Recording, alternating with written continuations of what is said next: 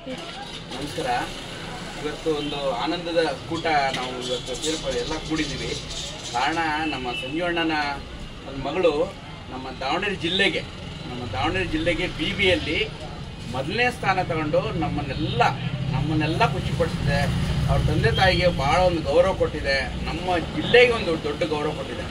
ಇದು ಉದ್ದೇಶ ನಾನು ಬರೀ ಅವ್ರಿಗೆ ಫಸ್ಟ್ ಬಂದಿದ್ದರೆ ನನಗೆ ಒಂದೇ ಖುಷಿ ಅಲ್ಲ, ಅವಳ ಮನೆಯಲ್ಲಿ ಇರೋಂಥ ಸಂಸ್ಕಾರ, ಮನೆಯಲ್ಲಿ ಮಕ್ಕಳು ನೋಡಿದ್ರೆ ಇಷ್ಟು ಆನಂದ ಆಗುತ್ತೆ ಅಂದರೆ, ಇವತ್ತಿಗೂ ಅವರಿಂದ ಕಲಿಯೋದೇನಿದೆ ಅಂದರೆ ವಯಸ್ಸಿಗೆ ಅನುಭವಕ್ಕೆ ಬೆಲೆ ಕೊಡುವಂಥ ಮಕ್ಕಳು ಅವ್ರಿಗೆ ಹುಟ್ಟಿದ್ದಾರೆ.